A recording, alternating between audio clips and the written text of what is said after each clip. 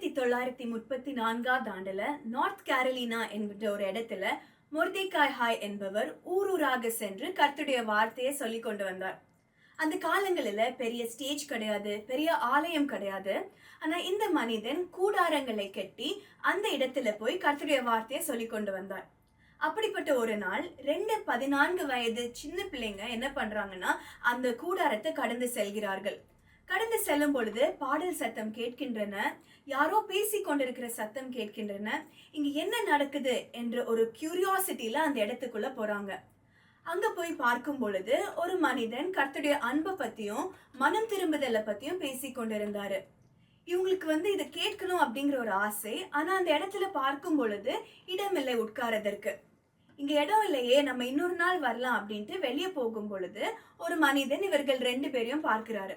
அப்போ இந்த மனிதன் அந்த இடத்திற்கு போய் சொல்கிறாரு, நீங்க வெளியே போக வேண்டாம், உங்களுக்கும் எங்கேயாவது இடம் இருக்கும், நீங்க உள்ள வாங்கன்னு சொல்லி இடம் இல்லாத அந்த இடத்துலயும் ஒரு இடத்தை உருவாக்கி இந்த 2 இளம் வாலிப பிள்ளைகளையும் அங்க உட்கார வைக்கிறாரு.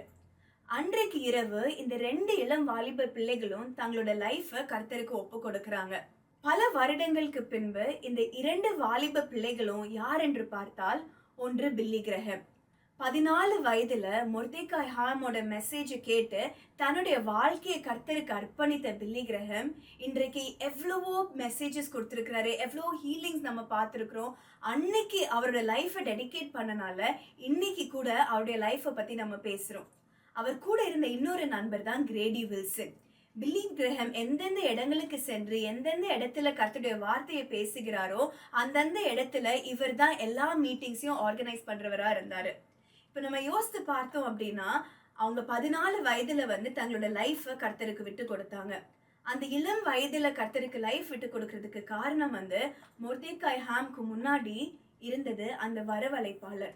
அந்த ஒரு மனிதன் அன்னைக்கு அந்த 2 பேருக்குமே ஒரு இடத்தை கொடுக்கல அப்படின்னா பில்லி கிரஹாம் இன்னைக்கு நம்ம பார்த்துருக்கிற மாட்டோம், அவ்வளோ செய்திகள் நம்ம கேட்டிருக்கிற மாட்டோம், அவ்வளோ அற்புதமான காட்சிகளை நம்ம விட்னஸ் பண்ணியிருக்க மாட்டோம். அன்னைக்கு அந்த ஒரு மனிதன் அந்த 2 வாலிப பிள்ளைகளையும் உள்ளே அழைத்ததுனால எவ்வளவோ மெசேஜஸ் இன்னைக்கு நம்ம கேட்கிறோம், எத்தனையோ பேரோட ஆத்மா ஆதாயப்பட்டுக்கிறத நம்ம பார்க்கிறோம். அந்த மனிதனோட பேரு எனக்கு தெரியல, நம்ம அநேக பேருக்கு தெரியாது, வரலாறுக்கு அவரோட பேர் தெரியாது. ஆனா பரலோகம் அவரோட பேரை கண்டிப்பாக நினைவுல வைத்திருக்கும். இன்றைக்கு உங்களோட ரோல் என்னவா இருந்தாலும், maybe you are called to be that usher. அன்னைக்கு கர்த்தர் எப்படி அந்த மனிதனை பயன்படுத்தி பில்லி கிரஹாமையும் கிரேடி வில்சனையும் தமக்காக ஆயத்தப்படுத்தினாரோ, அதே போல நீங்க இருக்கிற இடத்துல உங்களோட லைஃப், உங்களோட ரோல்ஸ் அண்ட் ரெஸ்பான்சிபிலிட்டிஸை நீங்க பண்ணும் பொழுது அநேகருக்கு நீங்களும் சாட்சியாக வாழலாம்.